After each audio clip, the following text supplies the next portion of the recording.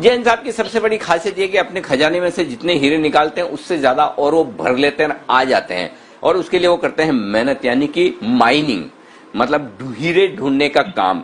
एक के बाद एक तगड़ी रिसर्च के जरिए वो अपने हीरे निकालने का काम करते हैं। तो जैन साहब बताइए, आज का आपका जेम्स हीरा आपका कौन सा है, कौन सा स्टॉक आज चुना है आपने?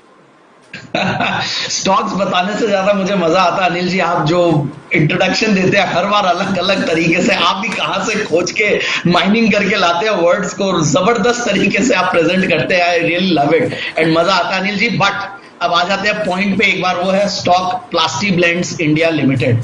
प्लास्टी ब्लेंड्स इंडिया लिमिटेड इंडिया का लार्जेस्ट मैन्युफैक्चरिंग एक्सपोर्टर है कलर और एडिटिव मास्टर बैचेस के, और पहले भी मास्टर बैचेस की एक कंपनी मैंने दी हुई है, और थर्मोप्लास्ट कंपाउंड्स बनाती है, प्लास्टिक प्रोसेसिंग इंडस्ट्री में यूज होता है। जबरदस्त कंपनी है, मुंबई बेस्ड कंपनी है, बहुत अच्छा एक इनका वर्ल्ड क्लास मैन्युफैक्चरिंग प्लांट है।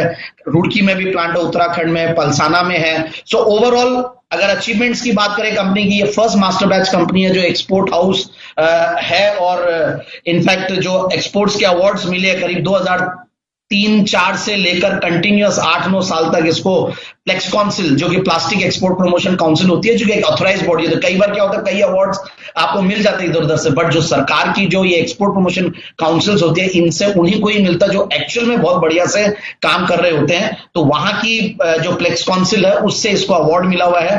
फास्टेस्ट ग्रोइंग कंपनी है, कमोडिटी पॉलीमर्स में भी इसका भी अवार्ड इसको मिला हुआ है। अब दूसरी बात अगर आते हैं हम फंडामेंटल्स पे, तो ये मैं क्रेडेंशियल्स की बात कर रहा था, ये स्टॉक मैंने पहले भी रेकमेंड किया हुआ है, काफी साल पहले की बात है। फिर वापस से अभी अगर आप बात करें तो 14-15 के पी मल्टीपल पे स्टॉक मुझे सस्ता लगता है। डिविडेंड यील्ड करीब 2% के लगभग का है, और अगर आप डीआईआईज और एफआईआईज को देखें तो उनकी भी होल्डिंग है कंपनी में। डीआईआईज ने करीब 2.16 थोड़ा बहुत स्टेक बढ़ाया ही है, और एफआईआईज का 1.14 कंसिस्टेंटली कई सालों से चल रहा है। और अब दूसरी बात यह है, रिटर्न ऑन कैपिटल एम्प्लॉयड भी 16-17 के लगभग का है। और पिछले अगर 3 साल में देखें तो कंपनी में जो स्टॉक प्राइसेस है, क्योंकि मिड कैप स्मॉल कैप बहुत चल नहीं रहे थे, और 2017-18 में बहुत बड़े रनअप देने के बाद स्टॉक्स नीचे आए थे, तो ये वैसे नेगेटिव रिटर्न्स दिया हुआ है, और 5 साल में सिर्फ 1.5-2% करीब चला। तो मुझे लगता है कि डाउनसाइड रिस्क बहुत कम है, यहां से बिल्कुल इस स्टॉक को लेना चाहिए। और सबसे बढ़िया बात है, मार्च के क्वार्टर से ज्यादा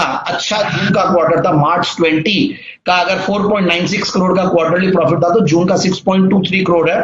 तो ट्रेलिंग बेसिस पे भी अगर 12 मंथ्स बेसिस पे भी देखें तो कंपनी के प्रॉफिट्स अच्छे हैं, 32 करोड़ का क्वार्टरली पैट है। तो इन सबको देखता हूं तो मुझे ये स्टॉक बहुत बढ़िया लगता है, और प्रोमोटर्स की भी स्टेक सफिशिएंटली अच्छी है, 63.65, जिससे भी मुझे और ज्यादा कॉन्फिडेंस आता है। और नेट प्रॉफिट मार्जिन भी कंपनी के अच्छे हैं, 6-7% के पैट पे काम, मार्जिन पे काम करती है। सो ओवरऑल जिस सेगमेंट में वहां पे बहुत ये लीडिंग कंपनी है, और बिल्कुल यहां से मुझे लगता है 230 से 50 के टारगेट्स के लिए स्टॉक को बिल्कुल लिया जा सकता है।